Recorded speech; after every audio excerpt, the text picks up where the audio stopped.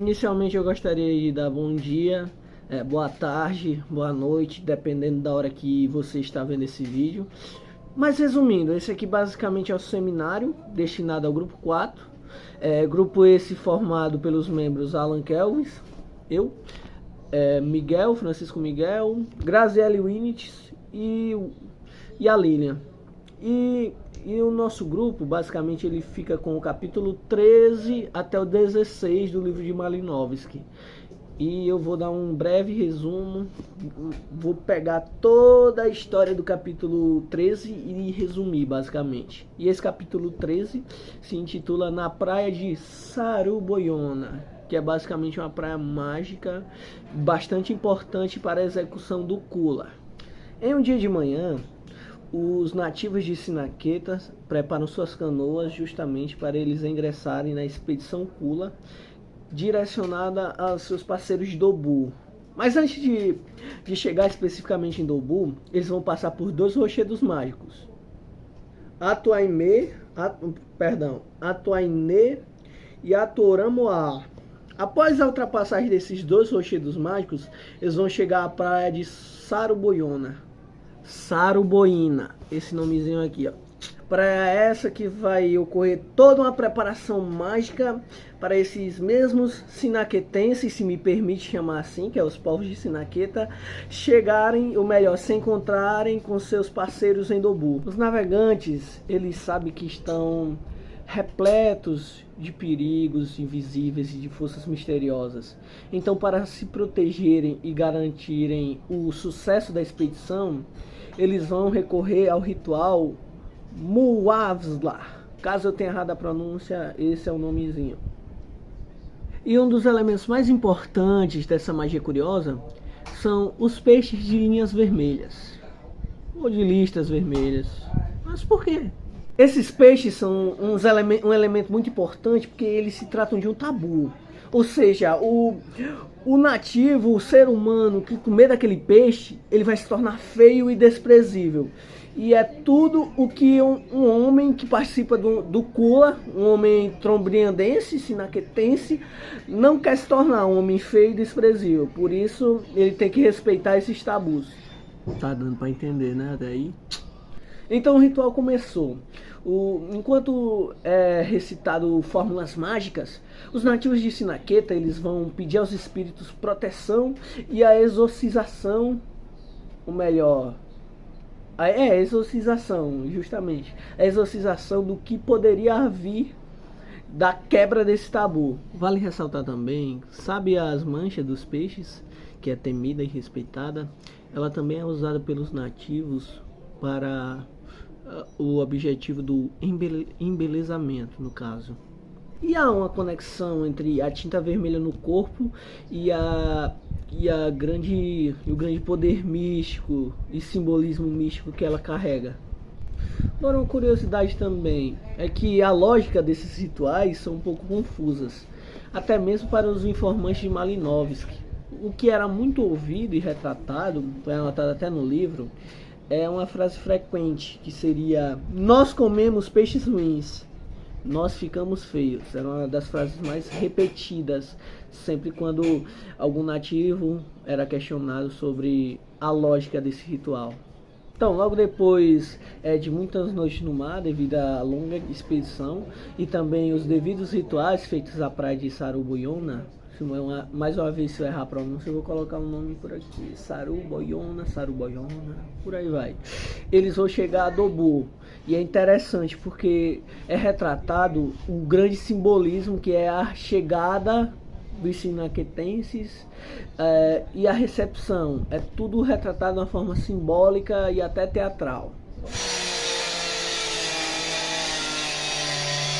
Então, na chegada dos sinaquetenses em Dobu, o povo de Dobu, eles vão receber todos, um por um, vão receber todos aqueles homens de Sinaqueta e vão abraçá-los. A forma do abraço é mais ou menos assim: eles vão pegar, abraçá-los fortemente e empurrá-los contra o peito. Ali é uma forma totalmente cultural, baseada no que foi passado de geração em geração, e de forma nenhuma ela deve ser retratada de uma forma afeminada ou vulgar, apesar de parecer estranho para a gente. Mas essa forma, dentro do Kula, é uma forma de respeito e confraternização, essa seria a palavra. E embora o abraço seja um símbolo de amizade, não necessariamente vai acontecer um momento de afeto, de amizade, sabe, entre os parceiros. É basicamente só pela tradição mesmo. Bem, e todo esse abraço, todo esse momento se trata de uma grande encenação social que tem como objetivo fortalecer, né, as alianças, fortalecer os laços entre essas comunidades para o Kula acontecer de uma forma mais efetiva e harmônica. Então, logo após os rituais se intensificarem, os parceiros Kulas eles vão sentar um em cima do colo do outro. Apesar de parecer estranho aos nossos olhos, é estranho. Isso representa, como posso dizer, uma metáfora. Isso representa uma metáfora de proximidade e de confiança. Até aí tudo bem? Metáfora essa que vai representar um ato. E esse ato representa o quê? Representa que o Kula não se trata apenas de uma transação econômica, mas também ele pode representar uma troca simbólica de afeto e de compromisso também. Também falando de um ritual mágico importante, um ritual bem influente que vai acontecer também é o ritual Talu, Talar, Talu. E esse ritual, basicamente, ele é utilizado com a noz de Bethel. Ou seja, os sinaquetenses eles vão esmagar a noz de Bethel num cal, que vai causar uma tonalidade, um aspecto vermelho. E antes de se encontrarem com seus parceiros, eles vão passar no rosto. E esse ritual ele vai ser repetido várias vezes.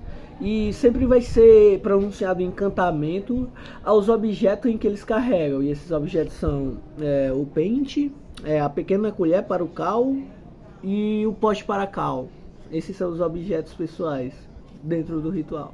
E todos esses objetos eles brilham e cintilam, assim como as manchas em seus rostos. Ou seja, tem toda essa simbologia. E esses rituais não são apenas sobre beleza física também. Para os nativos, o brilho e a cintilação eles podem representar admiração, desejo e também muito principal, tão principal quanto as que eu acabei de citar, a cobiça. Por que eu fiz essa frescura com os olhos? Tentei retratar a cobiça, porque a cobiça na crença deles é tudo que você toca e olha, é o que você deseja. Ou seja, tem toda essa representatividade. Então, após o término dos rituais, vão se iniciar as famosas trocas. E nessas trocas vão ser basicamente trocados colares, pingentes de valores inestimáveis, tá? Essas trocas vão acontecer de uma forma bem recíproca, sabe? De uma forma respeitosa e recíproca. Mas o que vale mais do que os objetos que vão ser trocados vão ser os laços entre os parceiros do Kula. Ou seja, a representação dos laços que vão ser intensificados nessas trocas é o verdadeiro ponto-chave dessas trocas. E esses rituais e fórmulas mágicas vão garantir que as relações entre os nativos sejam sempre fortes e duradouras, assim como a corrente que une todas as ilhas do Pacífico. E após o fim, basicamente, da jornada, os homens de Sinaqueta vão retornar à sua ilha natal, com braceletes, com colares, mas com a consciência limpa, com a consciência leve e solta de que eles cumpriram o seu papel na grande rede social que é o Kula. Os encantamentos mágicos deram certo, a beleza que eles tanto almejavam foi preservada. E quando eu falo em beleza, eu não falo só da beleza física, mas também da beleza de relações, por exemplo, que também foi bem retratada nos rituais que eu citei. Então, basicamente é isso. Eu peguei o capítulo 13, eu peguei todos os elementos do capítulo 13 e tentei dar um leve ênfase, não deixar nenhum furo e fazer uma trajetória do início, que é basicamente quando eles saem de Sinaqueta e eles chegam em Dobu. E após Dobu, o encerramento do Kula. Foi basicamente isso que eu fiz. Então, basicamente é isso. Aqui eu encerro minha parte. Eu acredito que eu consegui ler e reler muito o capítulo 13 e transformar numa historinha resumida. Foi basicamente essa proposta, da minha parte pelo menos. E agora, meu querido Elcimar, você vai ficar com a parte que é o capítulo 14 de Francisco Miguel. No capítulo 14, Malinowski explora detalhadamente o sistema de trocas trobriandeses, conhecido como Kula, que se consiste em uma prática cerimonial que envolve troca de objetos de prestígio, que em si não tem valor algum econômico, porém, valor social e simbólico. Os itens trocados são peças de grande valor cerimonial e têm vida útil limitada apenas no contexto do sistema Kula. As trocas são feitas em viagens de longa distância entre ilhas, envolvendo uma complexa rede de relações sociais e alianças entre os participantes. A troca de Sulaf e Mawari ajuda a estabelecer e reforçar essas relações. A função social e política é descrita por Malinowski como não apenas um sistema econômico, mas também um mecanismo crucial para o estabelecimento e manutenção de status social e poder entre os trobriandenses. O sistema Kula ajuda a solidificar alianças entre diferentes grupos e atua como um meio para os líderes locais demonstrarem a sua habilidade de gerir relações externas. A integração com a economia local. Malinowski descreve que, além do Kula, a economia dos trobriandenses inclui práticas de subsistências como agricultura, pesca e produção de bens utilitários. Essas atividades são essenciais para a sobrevivência diária, enquanto o Kula é mais focado em relações sociais e de prestígio. O mercado local e a economia dos trobriandenses de subsistência coexistem com o sistema Kula, mas operam em diferentes maneiras na vida social. Os rituais e magias, abordado no capítulo, ressalta a importância dos rituais e as práticas mágicas associadas ao Kula. Os trobriandenses acreditam que a realização de certos rituais e a utilização de práticas mágicas garantem o sucesso de trocas na manutenção da boa sorte nas transações. Tendo como impacto social e cultural, descrito por Malinowski, argumentando que o Kula e os rituais associados são fundamentais para a coesão social e cultural dos trobriandenses. O sistema não apenas regula as trocas econômicas, mas também reforça as normas culturais e os vínculos sociais dentre as comunidades. Eu fiquei com o capítulo 15 do livro e nele ele vai falar sobre a viagem de volta, a pesca e o trabalho feito com a concha de Caloma. A viagem de volta é feita percorrendo a mesma rota que a expedição fez anteriormente. Isso serve para consolidar e reafirmar os laços sociais e econômicos estabelecidos durante o Kula.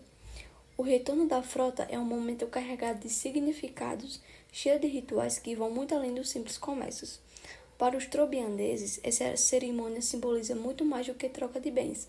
Ela representa laços profundos de amizade e confiança entre as tribos. Cada barco que volta é uma história de união, respeito e valorização das tradições que conectam as pessoas. Durante esse ritual, as comunidades se reúnem para celebrar a prosperidade que o Kula traz e o fortalecimento entre as tribos. É um momento de festa, de dança, onde cada gesto reflete a rica cultura dos trobriandeses. O ritual da pesca da Caloma é mais do que uma atividade econômica, É também um evento cerimonial que envolve rituais e magias específicos para assegurar a qualidade da concha. Esses rituais são feitos pelos pescadores antes e durante a pesca, né? Inclui orações e oferendas aos espíritos e são feitos entre as lagunas de Sanarô e Sinaquito. E a eficiência da pesca é atribuída à realização adequada desses rituais. A produção dos discos de Caloma é importante para a economia local e as relações sociais, né? As conchas viram adornos essenciais para o Kula e os pagamentos e trocas costumam ser feitos entre parentes, o que fortalece os laços familiares e comunitários. Além disso, a fabricação é uma chance de negociar e fortalecer conexões entre diferentes grupos. Após a viagem de volta e todos esses processos de rituais e pesca sobre a concha, a exibição desses artigos é um evento social e significativo. Na praia de Muiã, os itens são exibidos e comparados, e a recepção é marcada por cerimônias como o toque de búzios, né? Esse evento não apenas celebra a conclusão da viagem, mas também oferece uma oportunidade para avaliação e revalorização dos itens obtidos, refletindo uma importância tanto econômica quanto social. Boa noite, eu me chamo Graziela e vou falar um pouco sobre o capítulo 16, que fala sobre os sistemas de trocas e a questão econômica e social, que são observadas nas ilhas de Trobriand. Eu acho que é assim, não sei como é que fala. Aí, especialmente o Kula, né, que foi falado em todos os seminários, todos os grupos, e muita coisa que eu vou falar aqui já foi falado também, tanto pelos próprios componentes do meu grupo, tanto por outras pessoas dos outros grupos, porque repetiu bastante coisa, né? Porque o foco em geral é muito Kula mesmo. E é isso, vamos lá. Basicamente, o Malinowski, ele descreve o Kula como que ele vai além dos bens materiais. No caso, ele tem um sentimento incluso ali, tem uma... como fala? Tem uma intenção por trás, além da questão econômica, né? E além daquela... Porque tudo tem um outro lado, né? Tem esse lado que é a questão econômica, algumas coisas também que alguns grupos podem achar que pode ser egocêntrico, por exemplo, você dá algo muito valioso para alguém para mostrar que você é maior do que outro, indiretamente. Porque ele não vai falar e desmerecer o outro grupo, até porque é uma aliança para tentar... Eu esqueci o nome da palavra, mas é para tentar integrar as duas comunidades ou mais de uma comunidade. Então, tipo assim, é para ser tudo mais amigável possível. Mas lá no fundo pode também haver essas outras questões, né? Dependendo da pessoa e tudo mais. O que Malinowski fala, mas ele foca mais na questão de que há algo além do econômico, né? Não é algo só econômico para gerar economia e, enfim. Tem aquele sentimento e aquela coisa inclusa, né? A intenção de realmente a intenção de realmente fortalecer uma amizade, uma integração. Não é bem uma amizade, mas tipo assim, também não ser inimigo, não sei explicar exatamente a palavra que eu queria. Os objetos de grandes valores simbólicos são lava e o bracelete, que é Mauli, que os colares são solavas e os braceletes são Mauli, não sei. Que ele fala bastante, que eles circulam em direções opostas entre as ilhas, e já foi falado em outros grupos, nessa questão de sentido horário, sentido anti-horário, aí promovendo os laços de confiança, né, e status entre os envolvidos, que é mais essa questão de laços de confiança do que realmente uma amizade. É tipo isso que eu queria falar anteriormente.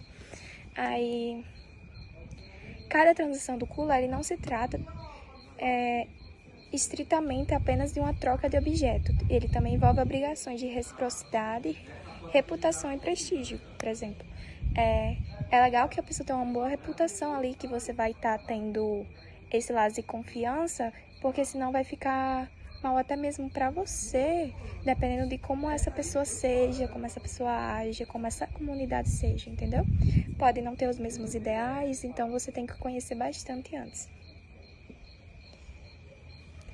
E ter o prestígio, tipo assim, ser algo realmente bom, aquela comunidade ser conhecida como pessoas que fazem algo bom, que tem realmente essa intenção.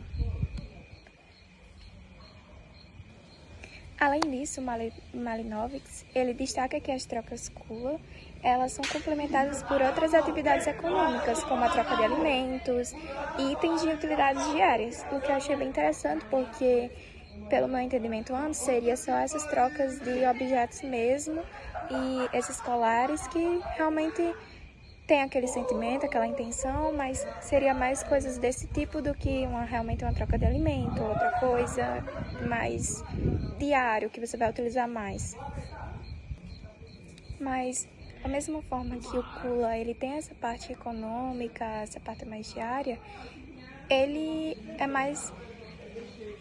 em si tem um caráter mais cerimonial mesmo, tipo assim, é todo um processo para ver o KULA. Malinowicz, ele argumenta que para os nativos a magia é um sistema prático e eficaz, apesar de estar fundamentada em crenças sobrenaturais. A magia, ela, assim como a religião, elas emergem com a resposta a situações de medo, imprevisibilidade, enfim, ou milagres, coisas do tipo.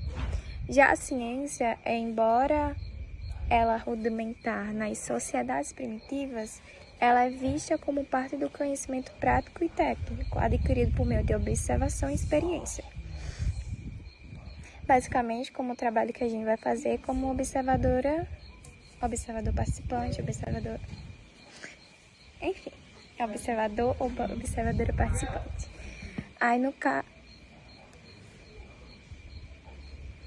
Aí no capítulo Malinowicz, eu ainda não tô no Malinowicz, enfim, não sei falar o nome dele direito.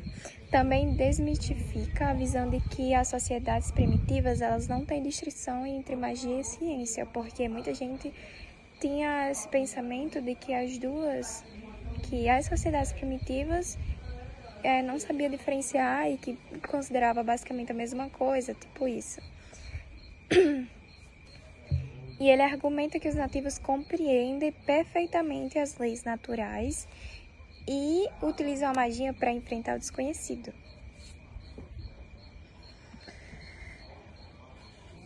Um ponto também importante é que ele argumenta que a economia local ela está profundamente entrelaçada com as práticas culturais e espirituais, como o KULA, tipo assim, ele movimenta muito a economia, entendeu?